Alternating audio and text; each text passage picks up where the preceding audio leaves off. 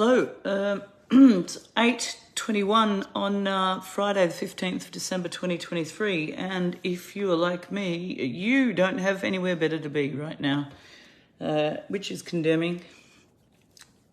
Moving along, I'm going to pick up on the sluggish pace of the last couple of broadcasts and let you know what happened. Just one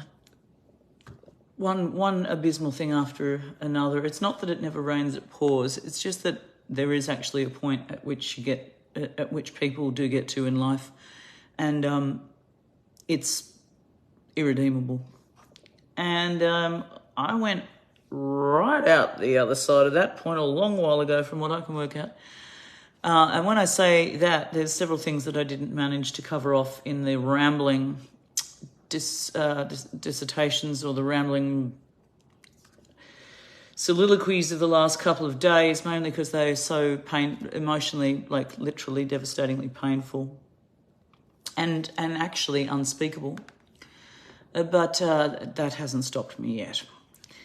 What a shame. The Drum, one of the most fantastic news programs in the world, for my money, which is run by the Australian Broadcasting Corporation.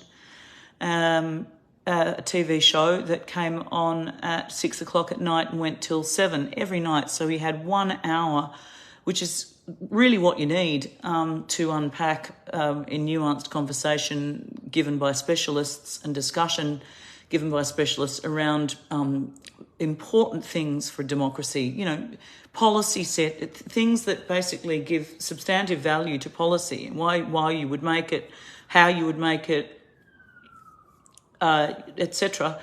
I guess I don't have to sell The Drum, hosted by Julia Baird and various other great journalists, and full of great chicks too.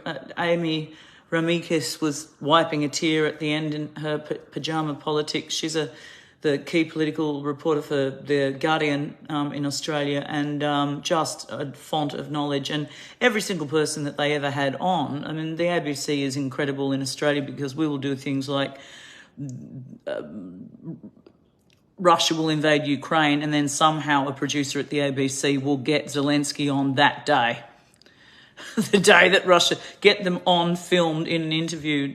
What the ABC in Australia, the public broadcaster, the public taxpayer-funded broadcaster in Australia does is incredible. That the producers at the ABC are genuinely just, and they do it with something like,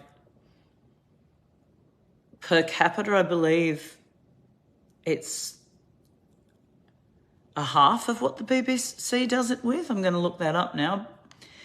Anyway, I wanted to cover off a few things because I was obviously very emotional in the last few broadcasts, and for good reason.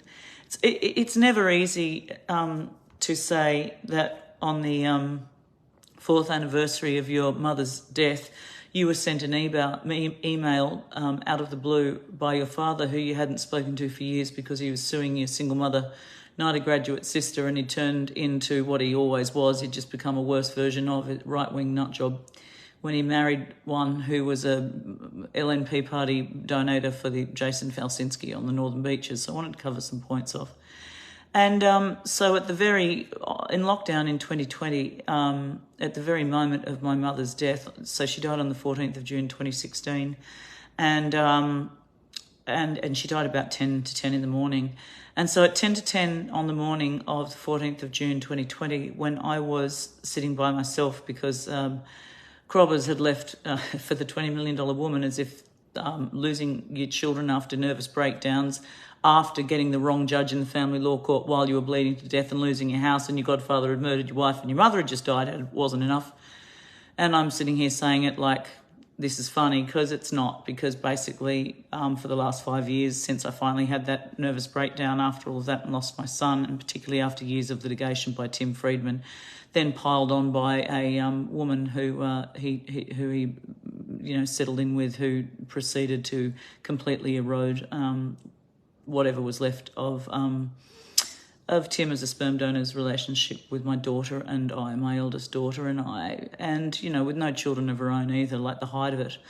the hypocrisy, the disgusting. I don't know. I mean, again, like it's just even more ironic because these people smile in the mirror, and because they're beautiful and tall and educated and have a lot of money, they must think they're great, but they're patently repulsive, because anyone who works in an anthropological space would know that you don't even have to work in an anthropological space to know that taking a child from a mother is the worst thing you can do to a person to finish their life. And so my nearly finished life, given I've nearly had a stroke and I'm beta blockers, and they really did crucify my daughter first as well as me, which crucified me even more than the loss of her, just the complete and utter shelling out of day after day, after year after month after month, after year after year, after marked occasion after marked occasion. You know, the removal of a child from an adult's life, as I've told you here in previous broadcasts, all 10 people I know of in this situation, which is completely legal in Australia but won't be by the time I'm finished if I get to stay around that long, is that, and if I don't get to stay around that long, then for fuck's sake, would someone please change this law and tell my children, I don't care that you pin my name to it, but would you please tell my children that I did that? Because with all parental alienation, after years, the other child gets to learn that you're worth nothing, and you're spoken about as you're worth nothing, and so you're thought of as dirt. And of course, you don't need to throw in on top of that having a teenage girl. I've heard all about them from other people, but it's quite something else to have the lived experience of them, but particularly when they've been taught just brutal, outright contempt for you. And of course are in the purse of these people, and of course it's been so normalised since they were 12 and 13 years old when they first scared my daughter by calling the police on her. So they first terrorised her when she was 13, and prior to that moment she'd been the most happy and loving, and hi Frankie Lee, whoever you are.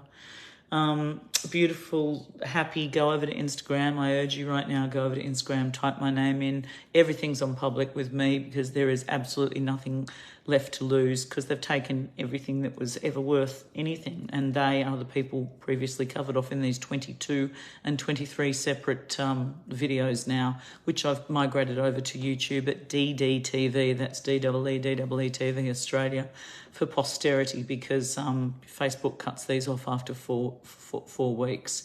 And so, you know, as if it's not enough to actually literally just completely trash and absolutely ruin every given moment of your life from the desertion of everybody you loved. As if the desertion of your own children every moment of the day is not enough for you to be crucified in here and in here. You know, then to also turn your child against you is quite something else spectacular, and particularly in the case of Tim Friedman's partner, Marnie Round, who I've posted further down here on this Facebook. She's an anthropologist, and she works for an Aboriginal organisation called Reconciliation Australia.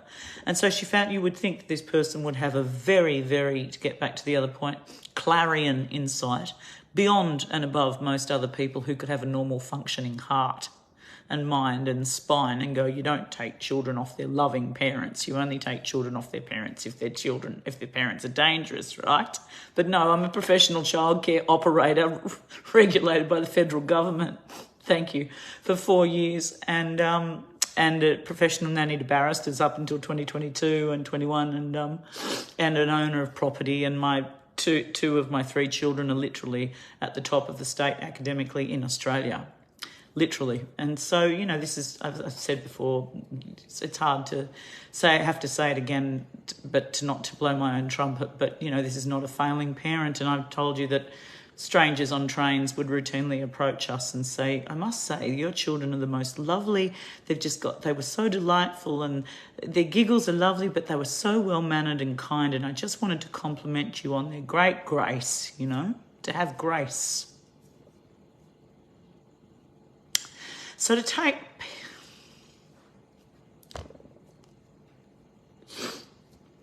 children off parents at all. So I've covered that topic off quite extensively, and I'm trying to move into different series over at YouTube, because one's going to be called the Family Law Court of Australia, and then there's going to be, and then there's a lot about the murder and violence of women, which brings me back to Maxine, the Aboriginal woman who I met 2 nights ago whilst waiting for the train that had left Sydney, and the next train to go down to Wollongong was 4:30 in the morning. And, you know, I'll just finish off Marty Brown. You just cannot work for Aboriginal organisations, particularly as an anthropologist, and particularly when you don't have any children of your own, and not have been afforded the opportunity to have first-hand insight into the crucifying, crushing mental and emotional harm, and therefore ultimately physical harm, that stealing children from their mothers would do to any loving mother and to any loving child. And of course, that's exactly what happened to my 13-year-old daughter when Friedman called the police on the night of, I believe it was Monday the 11th of February, but it was definitely February 2019. And that might not sound very long ago to you and or I, but in 2024, like in about 6 weeks, that's going to be inclusively a whole 5 years. So that took her through to 18 and a half years old. So from when she was a little girl at 13 who loved her mum, spontaneously hugged me, danced around, made jokes, cuddled me, was affectionate, adored me, and then I put her on the train. Her father had called the police that night. She said, "Leave me alone, I want to stay with my mother." I put her on the train, and I literally never saw her again for another 3 years. And in that 3 years, she went from 13 to 16, and that really is going from a little girl to a young woman. And then her HSC, in which she absolutely nailed it. You can type a name into the Sydney Morning Herald or to Better Education Australia. She got equal first in the HSC in 5 separate subjects, and graduated the Sydney Conservatorium after going to St Andrew's Cathedral School from years 7 to 10, where, as I've told you before, Lily James was murdered by Paul Thyssen only 6-ish weeks ago in a high security, extremely expensive private school where my daughter happened to have gone, like many other kids.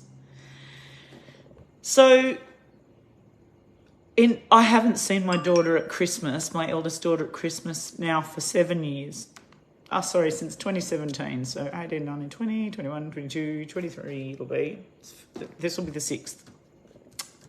And so in some last-ditch attempt to get through to someone who might have some part of their heart still working, I phoned my daughter's grandmother on her father's side, paternal grandmother, Barbara, and she's 85 now, and she's kind of responsible for why Tim's so successful, and so is his dad, but his dad's gone. And I liked Barry. I did as much as I could. Barry was, quite crazy. He had bipolar and other things, and was he giving Barbara and everyone else a hard time in the end.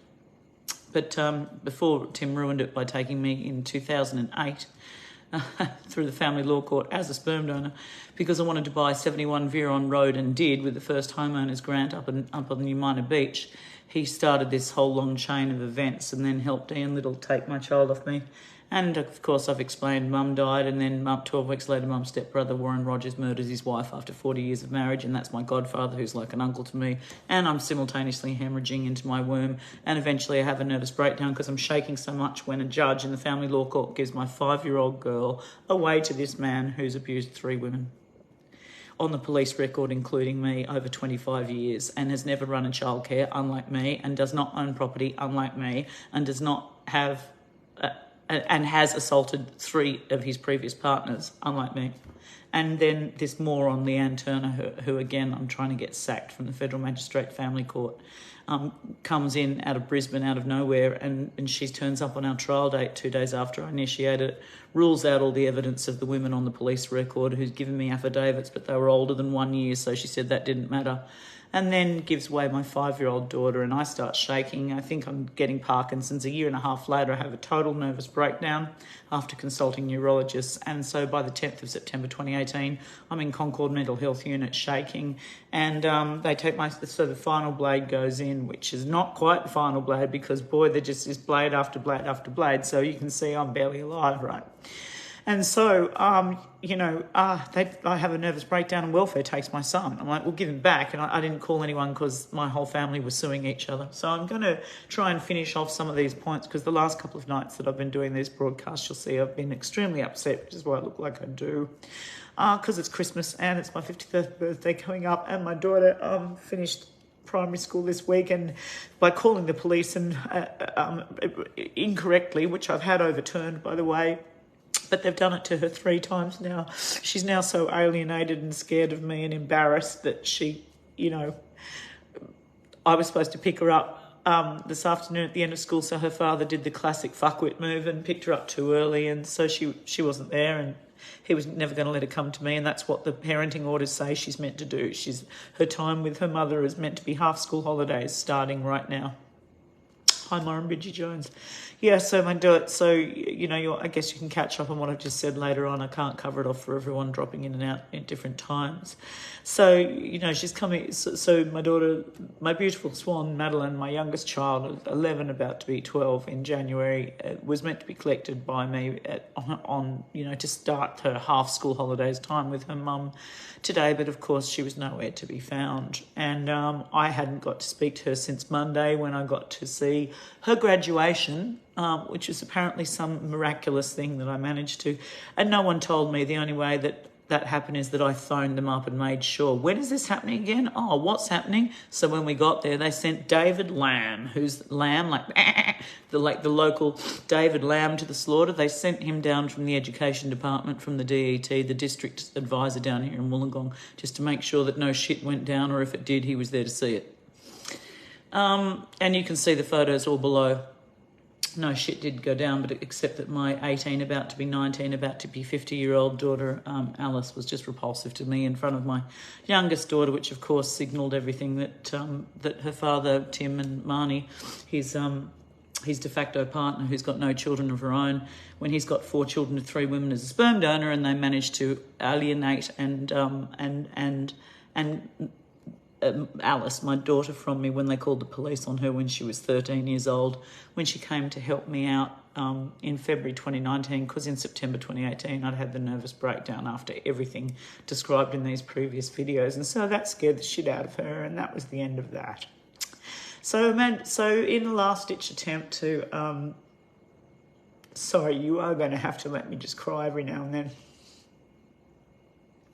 So in a last-ditch attempt to try and cut through to Friedman's mother, Barbara, who is still on Collaroy Plateau, and they'll carry her in a box out of there. She's 85 now, and as she said, Dee, I don't like to leave the house anymore. I can barely hear anything, and I'm not too good on my feet, and my balance isn't great, and I'm just going to be staying at home. And I went, yes, but I noticed that your son, apart from his other 2 or 3 properties that he's got around the place, he happens to be down at Coaldale, which is right next to where I live. Not like you would have known or heard or cared about that for a while now, Barb, but I've been here 6 months hanging around just trying to get my children even once, and it has happened only like twice, if that. It was the other day at the Opera House for Professor Brian Cox and the Sydney Symphony Orchestra. And then Maddie came here literally, it seemed to be accidentally once, because she was so petrified when she realised that, the police had been called to the school on the wrong AVO. So she was just so shaky she quickly left. So that's not a proper visit or meaningful time at all. So, this is in an entire year now since I've seen my beautiful little girl, who is rapidly becoming a young woman and going through all the changes that you would expect a 13-year-old, 11-year-old, about to be 12-year-old girl to go through. So I try to find Barbara Friedman and say, look, for fuck's sake, I mean, every year that someone's old, you can say, oh, it might be their last Christmas, so we're going to take all the kids to the grandparents, except that you can also say the same thing about a mum who hasn't seen her children for 6 Christmases, because it might be the last Christmas for me too. I mean, you do die of heartbreak. I mean, let's just get it straight. Like, where do you think that they got the term broken heart from? Well, I didn't make that term up, did you? We inherited that term from thousands of years ago. It has been widely recognised that if you look at Gaza tonight, and if you look at the war crimes that is being perpetrated against Gaza by Netanyahu, still backed by America, and then we're buying $3 billion worth of submarines from them tonight on the news. Like, no one's checking this. It's just sailing through. Perfect analogy of subterranean, sailing through, sailing through at Christmas when no one's looking because everyone's signed off. Woohoo! Christmas break, yay! So we buy today, you and me, that's us, we buy $3 billion worth of subs from America today, and then someone points out at the end of one of the good adroit ABC, and I mean, I'm still recovering from Barry Humphrey's funeral as well, which I got up and bought a ticket to go to. But after all of these crushing recent experiences, I'm just finding that more and more there's less and less. And of course, if you can't already see that this is about as, it's like, how much further down do you have to go before you really are dead when you're seeing a boy walk through mud in Gaza with his dead sibling's body wrapped in a cloth in his arms, and he's ploughing through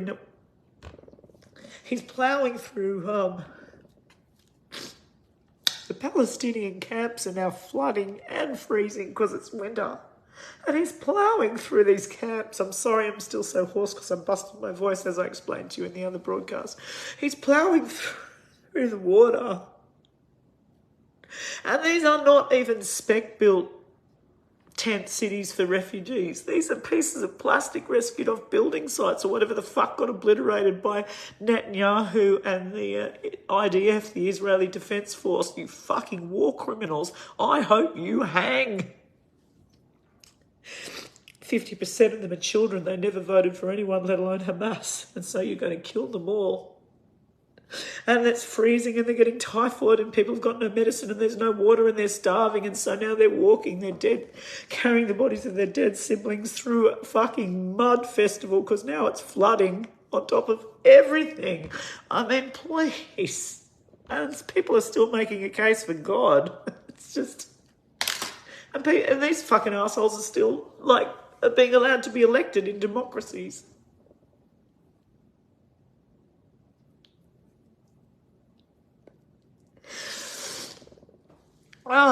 World without end. I mean, misery without end.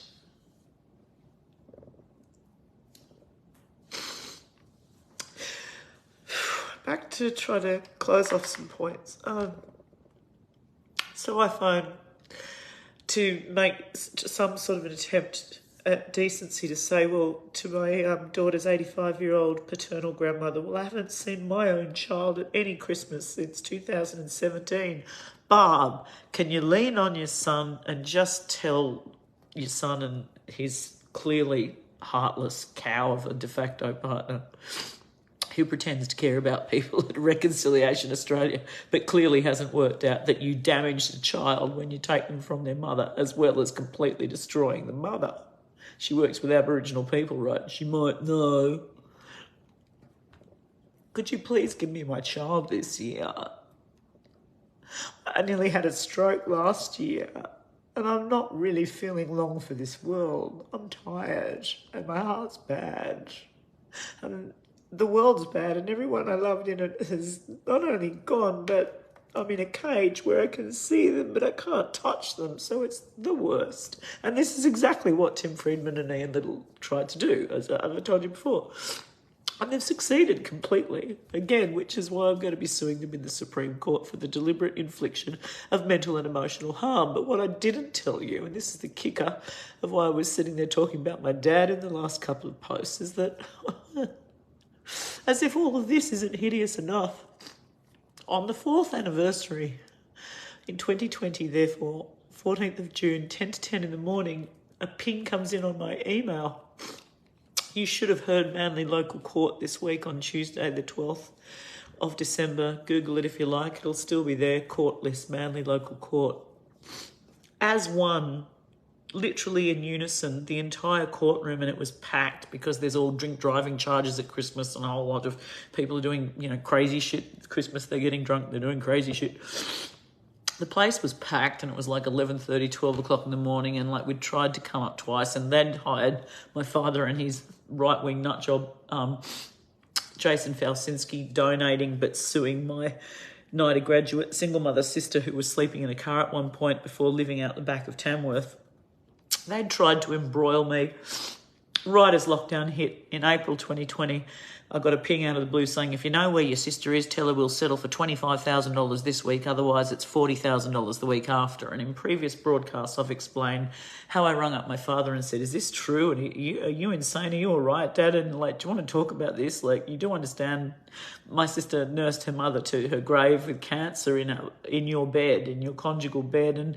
And you know, you did lose my mother's house that she brought to the marriage from Marrickville, which we could all really do with right now. Well, at least two single mothers, but not the rich youngest one who married into wealth. But the single mothers, we really need a house right now. And, you know, 1/3 of $1.2 million of a Marrickville house would have gone down quite nicely, thank you. So don't you think you actually kind of owe her $40,000 anyway, even if you're claiming she owes you $40,000 in the Manly local court from back rent? Don't you think any part of you thinks?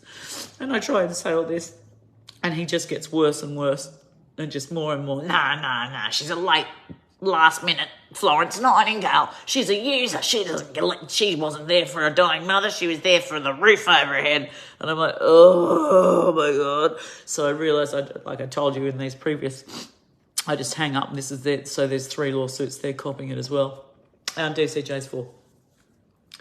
So, you know, Freedman and Nina Little I'm going to do the deliberate infliction of mental and emotional harm on Freedman and Little and Rounds, because obviously, as we can see from the screenshot that's down on my Facebook page here, they deliberately inflicted harm on my daughter because she just said, I can't win, Mum, you know, like they make my life miserable at home if I speak to you, but if I don't speak to you, I hurt you.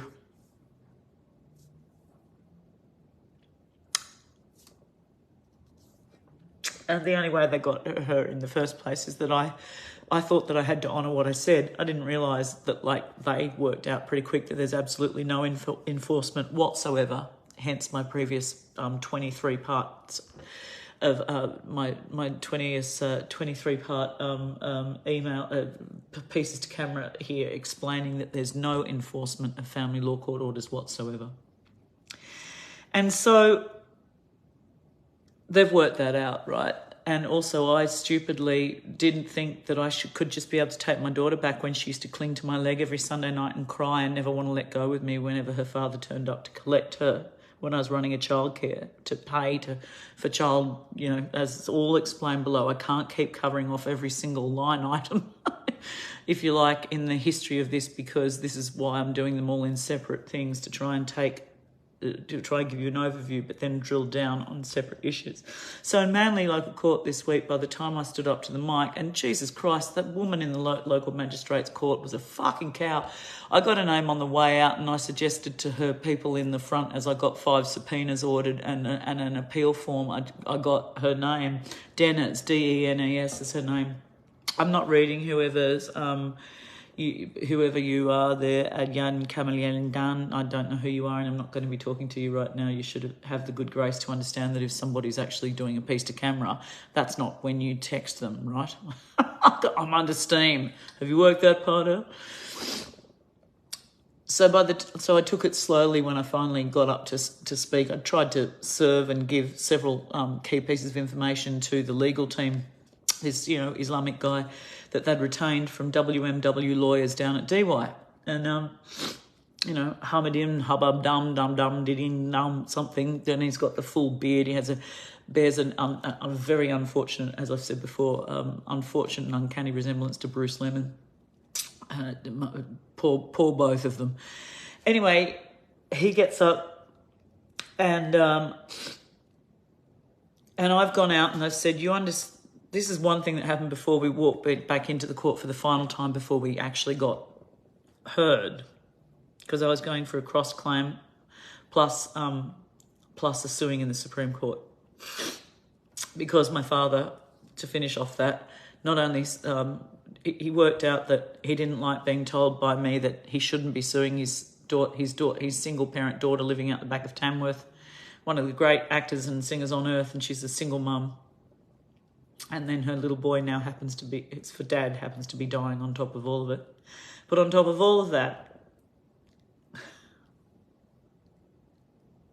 He doesn't like me reading him the riot act because I phone up WMW lawyers and say, look, I tell you what, if your clients don't cease and desist, I'm going to disseminate the fact that they're doing it to everyone they know, and then they're going to have to walk out the door in the morning and go down the local golf club, and everyone's going to be looking at them going, oh, right, you're the Gina Reinhardt of the Northern Beaches, are you?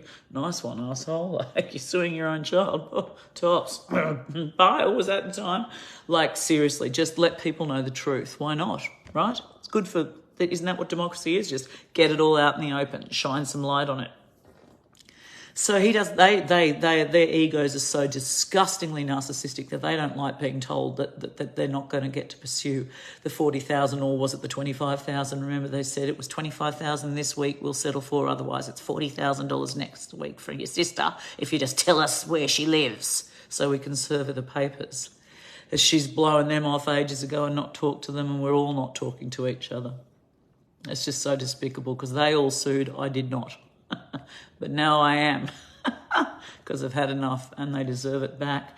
And so you can imagine the Manly local courtroom and the way, the gasp as unison, the Manly local courtroom literally did what audiences in any theatre on earth who are genuinely like watching any compelling action going on outside of themselves. They act as a body of one because they have group mind, and it's all focused on the action. And if they can see and they can hear, and if they're listening to it, and I made sure that they were, because I used my voice clearly into the mic and I spoke clearly and concisely, deliberately and slowly to start with, and I laid and covered off quite a few basic parts of the architecture of the situation.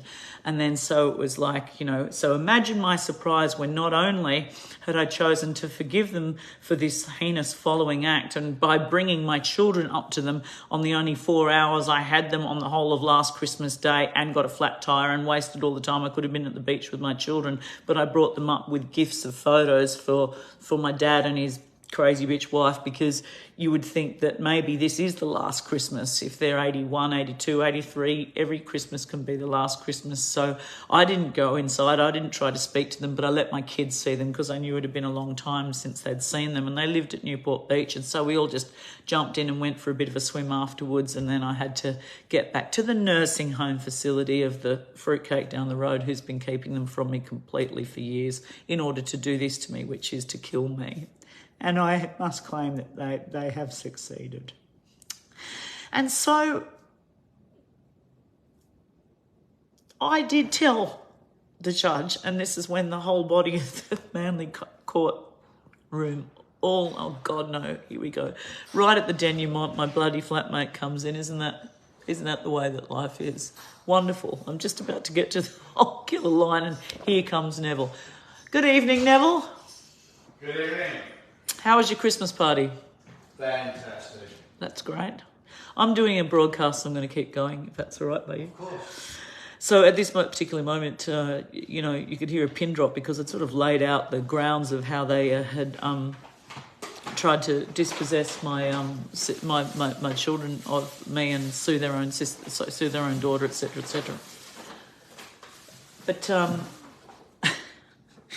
what they then do is they email me on the very moment of my mother's death, and they invent, shall we say, the most venal, confected, repulsive untruths that one could ever hear. For starters, if they were true, you certainly wouldn't do it at the very moment that someone died, as they were drawing their last breaths out. And if you and it's patently untrue, I have already disseminated it. I did it as soon as that they did it, to make sure that there was proof on the record of what they'd done, because it was just so unbelievable what they had said about my mother. And I say they because I want to believe it was the wife, the nutjob right-wing idiot LNP party Felinski donator.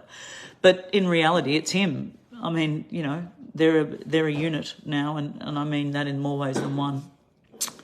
And so, they've written this venal, patent filth that is of a sexual nature about my mother at the very moment that the 4th anniversary of her death, and it comes in an email. And as soon as I said it, and I said it more simply than that, and I used a few more cutting words than that, paraphrased to cut through, the entire courtroom literally just acted as one and went, oh, and they were breathtaking and gasped in, and then went, oh, which had the perfectly desired effect. It was exactly, not that I thought that the judge would do this. I hadn't even thought the judge would stop because I thought she would be so shocked as well. But she's just such, so she's overbearingly self-confident, like most of them are, that she goes, oh, heck, stop, we'll get you two, and you can stand up and you can leave the room at this point. I suggest that you both, and so she gets my father and his thing of a wife to stand up and leave the room, which has the perfect effect, because I didn't know she was going to do it, but in retrospect, it has the perfect effect of shaming them as they should and rightfully deserve to be, because every single person in that room got to swing around and have a look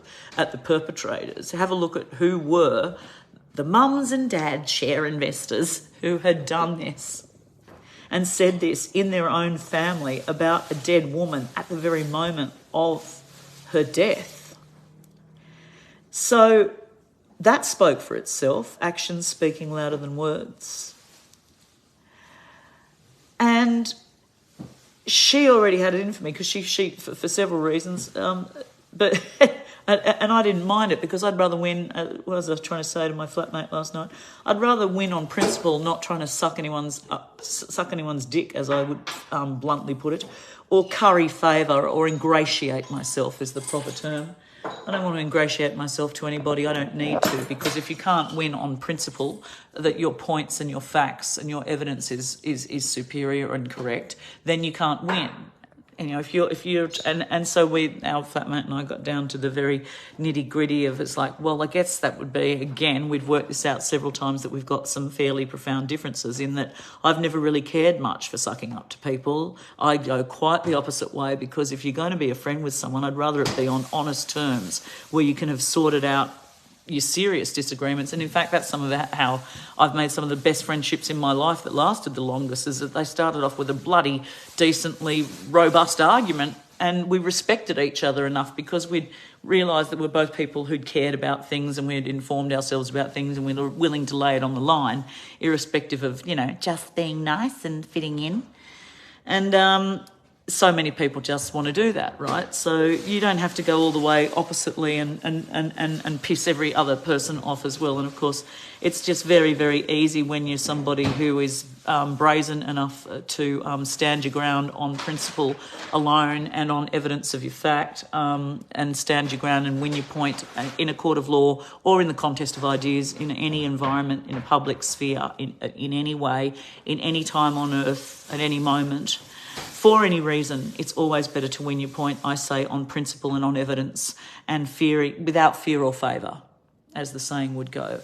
You don't need to suck someone's dick or curry favour or suck up to them or ingratiate yourself, right? You win on the facts of the matter, or on making a superior argument, or on proving evidence. So you can imagine what happened this week, and that's why I was trying to explain why yesterday's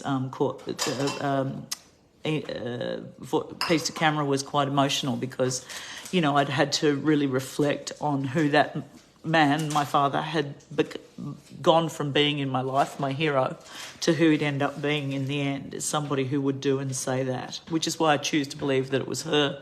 But in reality, it's both of them, and it's definitely him, because he's not denying it, so it is him, right?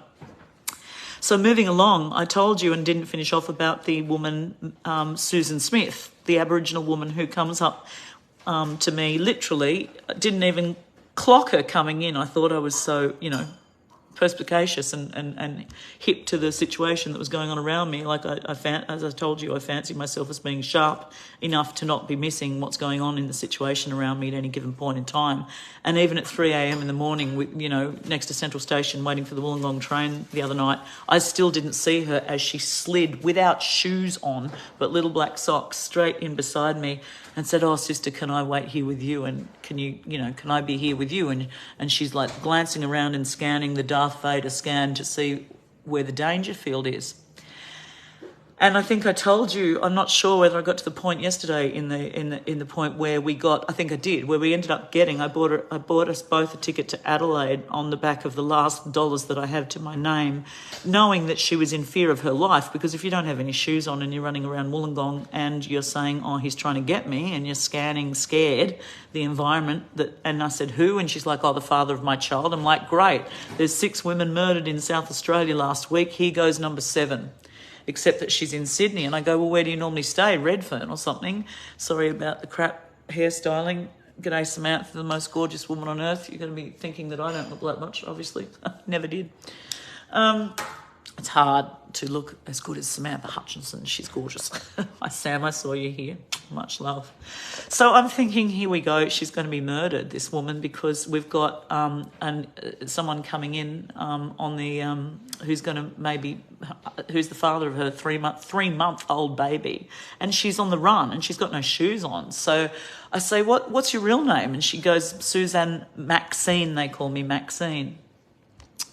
And I love that song by Sharon O'Neill, as I mentioned the other day. So Susan Maxine Smith, that is up to me. We're the hell off that block, and we're over at Bar Broadway, because I happen to know it's open 24/7, and at least we're going to be under security lights and security over there, instead of sitting, if there is a crazy guy about to come in and get us next to Central Station, to spite the security, because they, I told you, were privatised, and they don't look like they're going to do shit for anybody except State Rail. You know, they're not packing a gun or a taser or anything. And they certainly don't look like they care. And I wouldn't be putting my life in the hands of anybody anytime. I worked that out a long while ago. Right, ladies? Because 97% of the people who will murder you will be somebody who's had their penis inside you not very long ago. A shameful fact for men. And you would think that more men would be telling more other men what not to do, right? And be making more international and national laws accordingly, and be putting their budget spends around that. But I digress. That's part of my greater plight here, to change the law alongside all the women who try to do it every day.